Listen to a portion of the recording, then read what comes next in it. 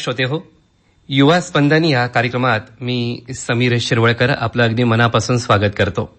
श्रोते हो, युवा ज्याच्यात जोम, जोश आणि जाज्वल्य अशा तिन्ही गोष्टींनी तो ओतप्रोत आहे, भरलेला आहे. अशा अनेक नावलौकिक मिळवलेल्या, काहीतरी समाजापेक्षा म्हणा किंवा रूढार्थानं काहीतरी वेगळं केलेलं असं व्यक्तिमत्व दरवेळेस आपण युवा स्पंदन या कार्यक्रमामध्ये आमंत्रित करतो आणि त्या अनुषंगाने त्या व्यक्तिमत्वाला अधिक खुलवण्याचा, त्याच्यातले अंगभूत कला कौशल्य जाणून घेण्याचा आपण प्रयत्न करत असतो. आणि त्या अनुषंगाने आजच्या युवा स्पंदन या कार्यक्रमात एक नवीन व्यक्तिमत्वाशी आपली ओळख करून देण्याचा आपण या कार्यक्रमात प्रयत्न करणार आहोत. आज आपल्या कार्यक्रमात आपण ज्यांना बोलवलेलं आहे ते असे आदर्श शिक्षक पुरस्कार प्राप्त असं व्यक्तिमत्व आहे आणि त्यांना नुकताच 22 सप्टेंबर 2025 रोजी मुंबई इथं मान्यवरांच्या उपस्थितीत पुरस्कार प्राप्त झालेला आहे. तर या व्यक्तिमत्वाशी अधिक जाणून घ्यायला मलाही आवडेल, आपल्याला सुद्धा आवडेल. तेव्हा परिचय करून देतो. सर, युवा स्पंदन या युवांच्या कार्यक्रमात मी अगदी मनापासून स्वागत करतो. नमस्कार. नमस्कार सर्वांना. सर, आपला परिचय आपल्या श्रोत्यांना करून दिलात तर. मी निलेश श्रीकृष्ण कवडे, जिल्हा परिषद प्राथमिक शाळा टाकळी जलम येथे सहाय्यक शिक्षक या पदावर कार्यरत आहे. अच्छा सर, सुरुवातीला म्हटलं त्याप्रमाणे नुकताच आपल्याला 22 सप्टेंबर 2025 रोजी मुंबई इथं अनेक मान्यवरांच्या उपस्थितीमध्ये एक असा शिक्षकाला साजेसा आणि शिक्षकाला आनंद व्हावा असा एक आदर्श शिक्षक पुरस्कार आपल्याला प्राप्त झालेला आहे. तर सुरुवातीला मला विचारायला आवडेल की कसा होता हा प्रवास आणि हा आदर्श शिक्षक पुरस्कार तुमच्यापर्यंत कसा आला किंवा या पुरस्कारापर्यंत आपण कसे पोहोचलात?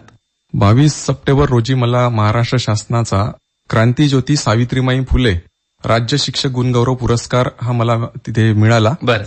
या पुरस्कारापर्यंत पोहोचताना म्हणजे एक शिक्षक म्हणून काम करत असताना असं पुरस्कार मिळणे हे असं ध्येय मी असं नव्हतं माझं कधीच. हो, बरोबर. आपण आपलं काम प्रामाणिकपणे करत राहायचं. म्हणजे आपल्या वाट्याला जी जबाबदारी आली ती जबाबदारी तुम्ही प्रामाणिकपणे जर पार पाडली तर तुमची निश्चित कुठे ना कुठे दखल घेतल्या जाते. आणि हा पुरस्कार सुद्धा मी याचं निमित्त मानतो की माझ्या शिक्षण विभागातील जे आमचे वरिष्ठ अधिकारी आहेत यांना कुठेतरी जाणवलं की या पुरस्कारासाठी मी आवेदन पत्र भरलं पाहिजे. तर त्यांनी मला चांगली प्रेरणा दिली, यासाठी त्यांनी मला प्रेरित केलं, प्रोत्साहन दिलं मला. तर त्यामुळे मी या पुरस्कारासाठी आवेदन भरलं आणि अकोला जिल्ह्यामध्ये जे काम मी सुरू केलं माझं, म्हणजे मी सुरुवातीला अकोटमध्ये राहणापूर या आदिवासी बहुल गावामध्ये अध्यापन माझं सुरू झालं. अच्छा. आणि तिथून हा प्रवास टाकळी जलमच्या शाळेपर्यंत आला. या सर्व वाटेवर येताना म्हणजे सुरुवातीला म्हणजे शाळा जशी मला मिळाली तर भौतिक सुविधांपासून विद्यार्थ्यांची गुणवत्ता या दोन्ही गोष्टी एकाच वेळी आम्ही म्हणजे काम करण्याचा त्यावर प्रयत्न केला. त्यामुळे हे जे काम आहे हे मला पुढे नेता आलं. शिक्षक पदावर जेव्हा तुमची नियुक्ती झाली किंवा तुम्ही रुजू झाले तर सुरुवातीलाच तुम्हाला टाकळी जलम हे गाव मिळालं का? नाही, मला जेव्हा मी शिक्षक म्हणून रुजू झालो तर आधी मी दुसऱ्या जिल्ह्यामध्ये कार्यरत होतो. अकोला जिल्ह्यामध्ये 2014 पासून माझं काम सुरू झालं. बरं. सर, प्रत्येकाला म्हणजे प्रत्येक शिक्षकाला जेव्हा म्हणजे कुठल्याही व्यक्तिमत्वाला जेव्हा पुरस्कारांनी सन्मानित केल्या जातं तेव्हा आपसुकच आनंद होतो. मनातनं असं वाटतं की आपण जे कार्य करतो आहोत त्याचा कुठेतरी सन्मान झाला, कौतुक झालं. आदर्श शिक्षक पुरस्कार हा जो आहे क्रांतीज्योती सावित्रीबाई फुले शिक्षक गुणगौरव पुरस्कार, तर याचे निकष कोणते होते एक आदर्श शिक्षक निवडताना? सर, याबाबत महाराष्ट्र शासनाचा एक GR आहे. या GR मध्ये काही निकष दिलेले आहेत. या निकषांमध्ये म्हणजे प्रत्येक निकषाला अनुसरून तुमचं काम कितपत योग्य आहे याची पडताळणी जिल्हा स्तरावर होते आणि नंतर राज्य स्तरावर. अनेक नियमावली त्याच्यामध्ये असेल. पण आपल्या श्रोत्यांना जेव्हा कुठल्याही शिक्षकाला आदर्श शिक्षक पुरस्कार मिळतो तेव्हा आपसुकच मनामध्ये येतं की नेमके निकष काय असतील, थोडक्यात पण महत्वपूर्ण निकष आपल्याला श्रोत्यांना काय सांगता येतील? म्हणजे एखाद्या शिक्षकाचं जे शाळेमध्ये शैक्षणिक कार्य आहे बरोबर ते फार महत्वाचं आहे. यामध्ये विद्यार्थ्यांची गुणवत्ता म्हणजे एक शिक्षक म्हणून तुम्ही विद्यार्थ्यांना काय दिलं आणि विद्यार्थ्यांमध्ये ते किती म्हणजे परिवर्तित झालं, रुजलं, बियाणं जमिनीत रुजवतो आपण त्याप्रमाणे. तर हे फार महत्वाचं आहे. सोबतच एक शिक्षक म्हणून शाळा स्तरावर काम करत असताना समाजाला तुमचं एक देणं असतं. तर समाजामध्ये वावरत असताना एक शिक्षक म्हणून तुम्ही काय समाजाला देऊ शकले हे सुद्धा त्यामध्ये पडताळलं जातं. म्हणजे शैक्षणिक आणि सामाजिक कार्य याचे काही निकष आहेत महत्वाचे, त्या निकषाला अनुसरून हा पुरस्कार दिला जातो. सर, समाजाच्या सहभागातून आपण टाकळी जलम गावातली ही जी शाळा आहे तिचा चेहरा मोहरा बदलला असं आम्हाला आपल्याबद्दल वाचलं तेव्हा कळालं. असे काय बदल तुम्ही एक शिक्षक म्हणून तिथे कार्यरत असताना आणि सध्याही आपण आहात तर काय बदल केले? टाकळी जलमचा चेहरा मोहरा बदलला असं आता म्हणतात, कारण 2018 मध्ये मी त्या शाळेमध्ये रुजू झालो. बरं, म्हणजे आता जवळपास 7 वर्ष होत आहेत. तर त्यावेळेला त्या शाळेची जी परिस्थिती होती तेव्हा वृक्ष वातावरण होतं तिथे. बरं. आणि त्यासोबतच विद्यार्थ्यांची संख्या फार कमी होती. बरं. मग हे एक आम्ही आव्हान म्हणून घेतलं आणि म्हणजे आपल्याला जी परिस्थिती मिळाली आहे या परिस्थितीवर रडत बसल्यापेक्षा आपल्याला काय करता येईल, या परिस्थितीमध्ये कसा बदल करता येईल, सकारात्मक बदल कसा करता येईल, गावकऱ्यांचं कसा विश्वास संपादन करता येईल, त्यांचं सहकार्य घेऊन आणि पालकांचं सहकार्य घेऊन आपण काय करता येईल असं आम्ही नियोजनबद्ध काम केलं. एका मुद्द्यावर म्हणजे प्रत्येक गोष्टीवर सूक्ष्म नियोजन करून आम्ही काम केलं. म्हणजे आमच्या शाळेमध्ये एकही म्हणजे वृक्ष नव्हता त्यावेळेला. तर आम्ही आज आमच्या शाळेमध्ये जवळपास 75 पेक्षा चांगले वृक्ष आहे. म्हणजे आज आमची शाळा स्वच्छही आहे, सुंदर आहे आणि हिरवीगार झालेली. म्हणजे हे झालं फक्त वृक्षांच्या बाबतीत. यासोबत शाळेमध्ये जे रंगरंगोटी आहे विद्यार्थ्यांसाठी, ही रंगरंगोटी करत असताना केवळ सुंदर दिसावी शाळा हा उद्देश आमचा नव्हता. तर यामधून सुद्धा मुलांना काहीतरी शिकता यावं हा उद्देश आम्ही ठेवून या पद्धतीने आम्ही शाळा सुद्धा रंगवली. म्हणजे building as a learning aids, म्हणजे मुलांना शिक्षणामध्ये याचा उपयोग कसा होईल याचा आम्ही म्हणजे लक्षात ठेवून आम्ही ते काम सुरू केलं. सोबतच आहे विद्यार्थ्यांची गुणवत्ता.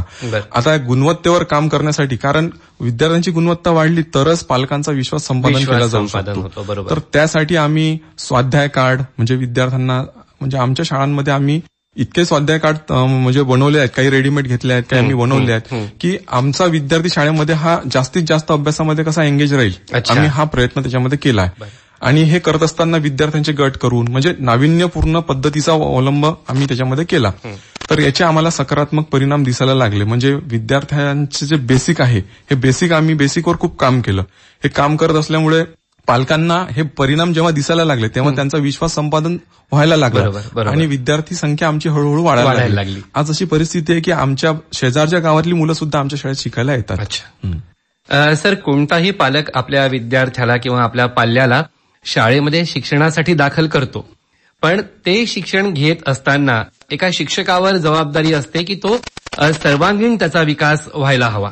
तर असे सहशालेय उपक्रम आपण कोणते कोणते राबवलेत? म्हणजे खेळणं असो किंवा इतर याच्यामध्ये सुद्धा त्याला नैपुण्य मिळावं, तर असं काय सांगता येईल? सर, राष्ट्रीय शिक्षण धोरणामध्ये असं म्हटलं आहे आता सध्या की विद्यार्थ्यांचा 360 अंश म्हणजे या मध्ये विकास झाला पाहिजे.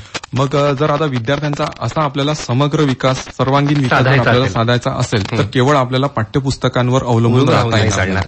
मग त्यासाठी सहशालेय उपक्रम ज्यामध्ये आपल्याला ज्या म्हणजे जयंती साजरी करावी लागते, बरोबर, कधी कधी आपल्याला दिनविशेष साजरे करावे लागतात, तर यांची सांगड आपण अभ्यासक्रमाशी कशी घालू, आम्ही म्हणजे हे आम्ही लक्षात ठेवून आम्ही उपक्रमांचं नियोजन करतो. यामुळे काय होतं की आपले ते उपक्रम तर साध्य होतातच, मात्र यातून विद्यार्थी सुद्धा घडला जातो. आता उदाहरणार्थ म्हणजे विद्यार्थ्यांसाठी अभिनय आहे, त्याच्यानंतर पथनाट्य आहे, वक्तृत्व स्पर्धा आहे, चित्रकलेचे काही उपक्रम, कलेचे काही उपक्रम, त्यासोबत विद्यार्थ्यांना अभिव्यक्तीची संधी मिळावी, त्यांना अधिकाधिक व्यक्त होता यावं असे उपक्रम घेण्यावर आम्ही भर दिला. यामुळे मुलांना अधिकाधिक संधी मिळाली. त्याच्यामुळे आमच्या विद्यार्थ्यांना पथनाट्यासाठी अकोला जिल्ह्याच्या तत्कालीन मुख्य कार्यकारी अधिकारी यांनी पथनाट्य करायला इन्व्हाइट केलं होतं. आणि एका जिल्हा परिषदमधील विद्यार्थी, छोट्याशा गावातील विद्यार्थी स्वतः जिल्हा परिषदमध्ये जाऊन स्वच्छतेवर पथनाट्य जेव्हा सादर करतात तर त्या मुलांना खूप आनंद झाला होता. तर अशा पद्धतीने उपक्रम करून आम्ही विद्यार्थ्यांचा सर्वांगीण विकास करण्याचा प्रयत्न आम्ही करत आहोत. निलेश सर, विद्यार्थ्यांकरवी आपण पथनाट्याच्या आधारे समाजात जनजागृती होते हे आपल्या सगळ्यांनाच माहिती आहे, पण हा उपक्रम राबवत असताना पथनाट्याचा तुम्ही कोणते कोणते विषय हाताळले जे समाजाला अभिप्रेत आहेत किंवा समाजाला त्या विषयांची गरज आहे? बघा, विषय आम्ही पथनाट्यामध्ये स्वच्छता, त्याच्यानंतर आरोग्य यावर भर दिला आहे. मात्र एक मला इथे मुद्दा सांगावासा वाटतो आवर्जून की जेव्हा आपण सर्व कोरोना या जागतिक महामारीने आपण सगळे त्रस्त होतो. तर या कालावधीमध्ये जेव्हा लसीकरणाचा कार्यक्रम सुरू होता, म्हणजे कोरोनाच्या लसीकरणाचा, तर त्यासाठी सुद्धा आमच्या विद्यार्थ्यांनी गावस्तरावर पथनाट्यांचं आयोजन केलं होतं. आणि विद्यार्थ्यांनी जे आवाहन केलं त्याला गावकऱ्यांनी 100% प्रतिसाद दिला होता. म्हणजे विद्यार्थी जेव्हा पथनाट्याच्या माध्यमातून आपल्या गावकऱ्यांना, आपल्या आई वडिलांना किंवा आपले जे नातेवाईक आहे यांना आवाहन करत होते, हे पाहून त्यांना सुद्धा त्यांच्या मनामध्ये जे संभ्रम होते ते दूर झाले. आणि त्याचा सकारात्मक परिणाम झाला की म्हणजे कोरोनासारख्या ठिकाणी त्याच्यानंतर स्वच्छतेचे उपक्रम आहेत, आरोग्य संदर्भात काही उपक्रम येतात. प्रभात फेरींमध्ये सुद्धा आम्ही राष्ट्रीय एकात्मतेवर पथनाट्य करतो. आता गणपती उत्सव आला होता, तर गणपती उत्सवमध्ये पर्यावरणपूरक गणपती उत्सव कसा आपल्याला साजरा करता येईल यावर सुद्धा विद्यार्थ्यांनी आमच्या पथनाट्य गावस्तरावर सादर केले आहेत.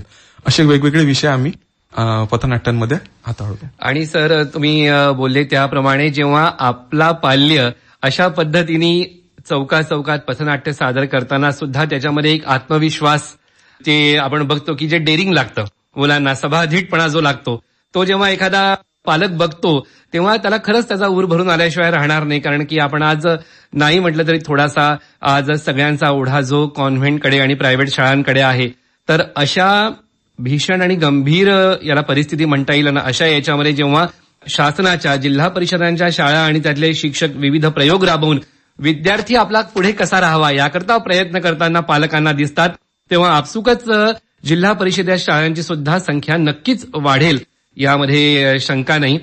सर, पाठ्यपुस्तकाबद्दल मला तुम्हाला विचारावंसं वाटतं की तुमची माहिती वाचताना मला असं सुद्धा लक्षात आलं होतं की बालभारती या पाठ्यपुस्तकाच्या निर्मितीत देखील आपला योगदान राहिलेलं आहे.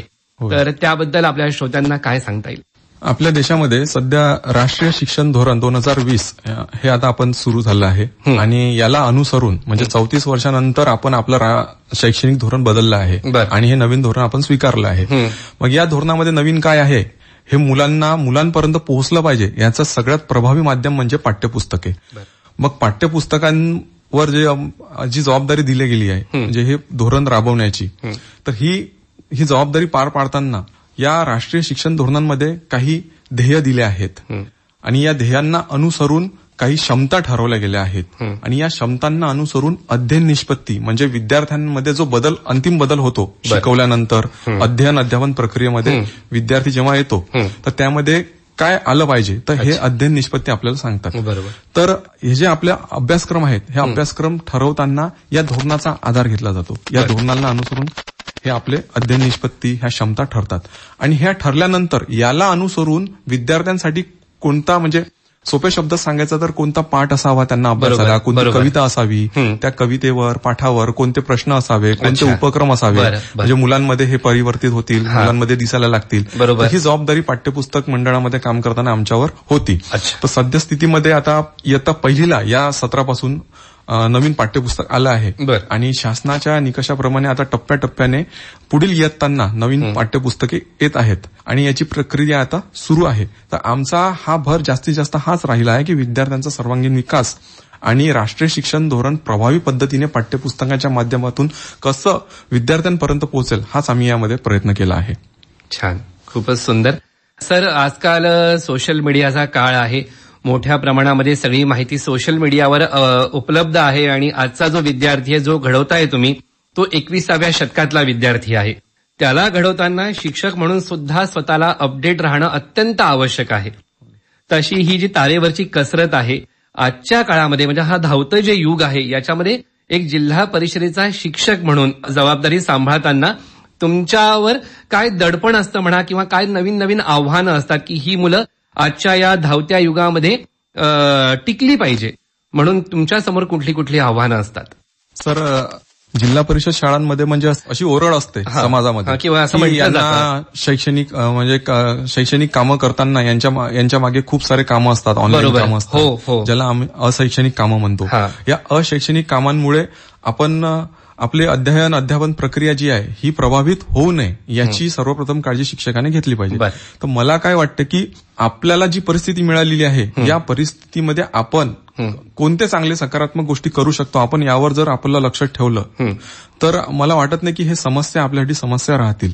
तर त्यामुळे आपल्याला नियोजनबद्ध काम करावं लागेल. म्हणजे एखादं काम आपल्याला येणार आहे मग त्याच्यामुळे मी मुलांना शिकवणार नाही असं तर आपण करू शकत नाही. आपलं सर्वात प्रथम प्राधान्य मुलंच आहेत. मग मुलांना जर आपल्याला व्यवस्थित पद्धतीने आपला अभ्यासक्रम पोहोचायचा आहे, पाठ्यक्रम पूर्ण करून घ्यायचा आहे तर तुम्ही त्या पद्धतीने तुमचं नियोजन असलं पाहिजे. टाइम मॅनेजमेंट आणि यामध्ये टाइम मॅनेजमेंट तर आलंच आहे, सोबत वेगळ्या पद्धतीचं नियोजन असं म्हणजे तुम्ही गट पद्धतीचा वापर तुम्ही करू शकता.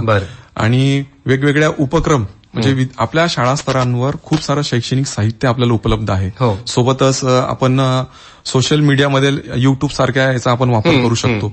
तर याचा प्रभावी नियोजन जर तुमच्याकडे असलं ना तर ह्या ज्या समस्या आहेत ह्या समस्या तुमच्यासाठी राहत नाहीत. तर आपलं जे फोकस आहे या गोष्टींवर असं असलं पाहिजे असं मला वैयक्तिक वाटतं. म्हणजे शिक्षक कसं आहे की हा विद्यार्थ्यांसाठी जास्तीत जास्त वेळ उपलब्ध असला पाहिजे. मात्र जर एखादं काम आलं तर आपण जर उपलब्ध राहू शकत नसू, मात्र आपली ही जबाबदारी आहे की आपण त्या विद्यार्थ्याची व्यवस्था केली पाहिजे की तो शिकला पाहिजे. त्या विद्यार्थ्याशी म्हणजे जेवढे विद्यार्थी सीमित विद्यार्थी तुमच्याकडे आहेत, तुमच्या वर्गामध्ये आहेत, त्या प्रत्येकाशी एक शिक्षकाची अटॅचमेंट असली तर तो सुद्धा तेवढा आत्मीयतेने त्या सरांकडे बघतो आणि त्याला वाटतं की सरांजवळ बोलावं, आपल्या मनातलं सांगावं, मग ती सुद्धा एक अटॅचमेंट वेगळी होते. तर असे काही अनुभव आहेत का तुमचे की जे आता तुम्हाला सांगता येतील की आठवणीत राहणारा एखादा अनुभव असेल किंवा विद्यार्थ्यांनी इतर कुणाला नाही सांगितलं पण त्याच्या मनातलं तुमच्याजवळ सांगितलं, असं अनेकदा घडताना आपण बघतो, तर एखादी आठवण तुमची अशी सांगावीशी वाटेल? असे बरेच अनुभव आहेत. आणि म्हणजे मला सांगताना असा आनंद होतो की मुलं जितकं आई वडिलांजवळ खुलत नाहीत, बरोबर, मनमोकळेपणाने बोलत नाहीत, तितकं ते शिक्षकांजवळ व्यक्त होतात. मग यामध्ये काय होतं की कधी कधी त्यांना त्यांच्या घरी एखादी अडचण आली, कधी आई वडील त्यांना रागवतात, त्यांना एखादी गोष्ट पाहिजे असते ते त्यांना देत नाहीत. मग अशा वेळेस मुलं राग भरून शाळेमध्ये येतात आणि आम्हाला सांगतात. मग आम्हाला त्यांची समजूत घालावी लागते. बरोबर. आणि कधी कधी तर अशी परिस्थिती येते की आम्हाला त्यांच्या आई वडिलांना त्यांच्यासमोर रागवावं लागतं. तर असे अनेक प्रसंग आम्हाला येतातच. सर, शैक्षणिक विषयांवर तुमचं स्तंभलिखाण सुद्धा सुरू असतं, त्याबद्दल काय सांगाल? शैक्षणिक विषयांवर माझे काही लेख प्रकाशित झाले आणि त्यावर एक पुस्तक पण माझं आलं आहे. जे आपल्या शैक्षणिक काही संकल्पना आहेत, ह्या संकल्पना केवळ विद्यार्थी आणि पालक यांच्यापर्यंत पोहोचल्या म्हणजे झालं असं नाहीये. तर आपल्या समाजामध्ये सुद्धा यांना सुद्धा माहीत असावं की शिक्षण क्षेत्रामध्ये काय सुरू आहे, काय समस्या आहेत किंवा कोणते नाविन्यपूर्ण उपक्रम होत आहेत, याची माहिती आपल्या वृत्तपत्र हे असं माध्यम आहे की त्या पद्धतीनं त्याच्या माध्यमातून हे लोकांपर्यंत पोहोचू शकते. तर माझा प्रयत्न हाच राहतो की शिक्षण क्षेत्रातील ज्या चांगल्या काही गोष्टी आहेत ह्या लोकांपर्यंत पोहोचवण्याचं काम मला म्हणजे या लेखांच्या माध्यमातून मी करत असतो. अच्छा. FM 102.4 मेगाहर्ट्झवर श्रोते हो, युवा स्पंदन हा कार्यक्रम आपण ऐकता आहात. आणि आजच्या कार्यक्रमात आपण शिक्षण, साहित्य, सामाजिक तसंच सांस्कृतिक क्षेत्रात लिलया वावरणारं असं हरहुन्नरी व्यक्तिमत्व आपण आमंत्रित केलेलं आहे आणि बातचीत करतो आहोत श्री निलेश कवडे सर यांच्याशी, ज्यांना नुकताच आदर्श शिक्षक पुरस्कार प्राप्त झालेला आहे. सर, शिक्षणाबद्दल आपण बरंच बोललो, पण मला एक तुम्हाला विचारावंसं वाटतं, थोडंसं एक हृदयाच्या जवळ जाणारा प्रसंग तुमच्यासोबत हा आदर्श शिक्षक पुरस्कार घेताना घडलेला आहे की 22 सप्टेंबरला तुम्हाला हा पुरस्कार प्राप्त झाला आणि दुर्दैवानं 1 सप्टेंबरला वडिलांचं निधन झालं. तर या 21 दिवसांच्या कालांतरानेच तुम्हाला मुंबईला जाऊन हा पुरस्कार प्राप्त करावा लागला. सपत्नीक तुम्हाला हा पुरस्कार मिळाला. त्यावेळेस मनातल्या भावना कशा होत्या? कारण वडील असते आणि त्यांच्यासमोर हा जर पुरस्कार आपल्याला मिळाला असता तर त्याचा आनंद वेगळा असता. तर ती आठवण किंवा तो प्रसंग काही सांगता येईल का? मुळात म्हणजे मी शिक्षक व्हावं ही म्हणजे वडिलांची इच्छा होती. अच्छा. तर वडिलांची इच्छा आणि तेव्हा मला म्हणजे एवढं कळत नव्हतं. बरोबर. आपल्याला एक शिक्षक बनायचं आहे, चांगला शिक्षक आपण बनूया असं. ते तारुण्याचा काळच वेगळा असतो. आपण तेवढं गंभीर नसतो जेवढे आपल्या घरचे असतात. पण हे ठरवलं, पण मात्र घरामध्ये म्हणजे वडील समाजामध्ये कशा वावरतात हेच आम्ही पाहिलं. बरोबर. आणि आम्ही पाहत आलो की वडिलांवर एखादी जबाबदारी आली तर ती जबाबदारी वडील म्हणजे पूर्णपणे कशा पद्धतीने हाताळायचे. म्हणजे एखादं काम जर आपण घेतलं आहे तर हे काम आपण मनापासून केलं पाहिजे आणि प्रामाणिकपणे केलं पाहिजे. म्हणजे हे काम करत असताना आपण स्वतःला झोकून दिलं पाहिजे. ही गोष्ट मी लहानपणापासून आमच्या वडिलांना पाहून शिकलो आणि शिक्षक बनल्यानंतर त्यांची जी ही शिकवण आहे हीच मी जपण्याचा प्रयत्न केला. आणि काय झालं की दुर्दैवानं 1 तारखेला वडील गेले. आणि त्यांची जी शिकवण आहे ही शिकवण मला मिळाली त्यांच्याकडून आणि याचा कुठेतरी गौरव होतो आहे. हा गौरवाचा क्षण होतो जे राज्यस्तरावर होत आहे आणि नेमके तेच या क्षणाला उपस्थित नाहीयेत, हजर नाहीयेत. गोष्ट म्हणजे मी शब्दात तर व्यक्त करू शकतच नाही. मात्र पुरस्कार घेतानाही आणि मिळाल्यानंतरही म्हणजे वडील माझ्यासोबत कुठेतरी सोबत आहेत. म्हणजे कौतुकाची ती थाप आपल्या पाठीशी आहे. या भावना मनात ठेवूनच तुम्ही तो पुरस्कार स्वीकारला. आम्ही सुद्धा समजू शकतो की वडील गेल्याचं दुःख उराशी बाळगून पुरस्कार स्वीकारताना तुमच्या भावना काय असतील. थोडंसं वेगळ्या विषयाकडे तुम्हाला नेण्याचा प्रयत्न करतो की या शिक्षणाच्या क्षेत्रामध्ये तुम्ही सक्रिय आहात, तुमचा हा प्रवास सुरू आहे एक शिक्षक म्हणून. पण गझलेच्या विश्वात सुद्धा आपण लीलया वावरताना आम्हाला दिसतात. साहित्याची आपल्याला रुची आहे. तर काय सांगाल या विश्वाबद्दल? अनेक गझल संमेलनात सुद्धा आपण सहभागी असता. तुमच्या गझला आम्ही ऐकलेल्या आहेत. काय सांगाल या विश्वाबद्दल, या आवडीबद्दल? लिखाण करणे हा माझा छंद आहे आणि लिखाणासाठी म्हणजे लिखाणामध्ये गझल हा प्रकार मला थोडा विशेष आवडतो. तर जेव्हाही मला म्हणजे फावला वेळ मिळतो किंवा जेव्हा माझा मूड असतो एखाद्या वेळेस तर मी लिखाण करण्याचा प्रयत्न करत असतो.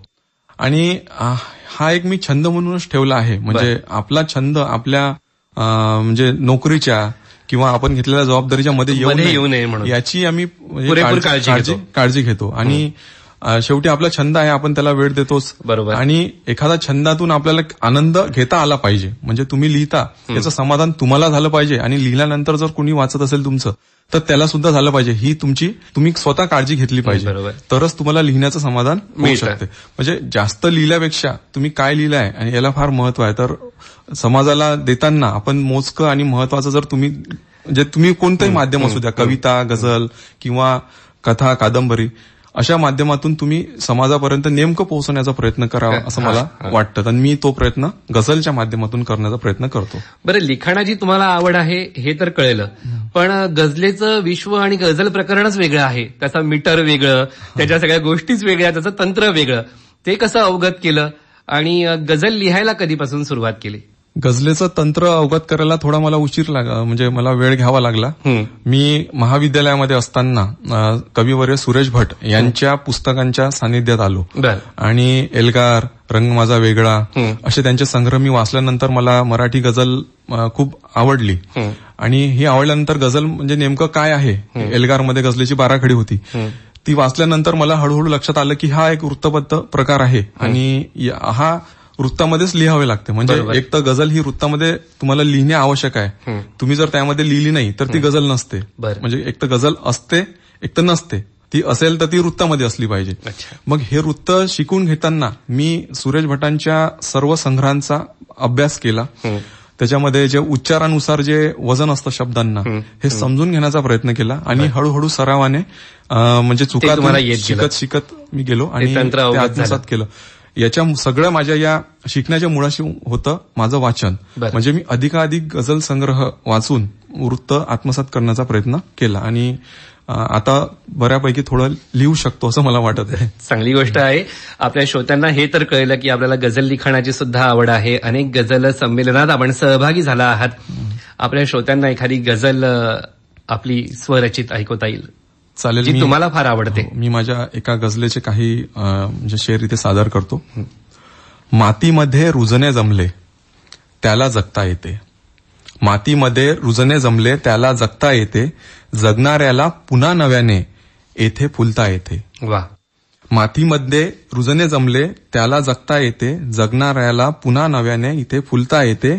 आणि कधीही करू नकोस मित्रा परिस्थितीचा बाऊ.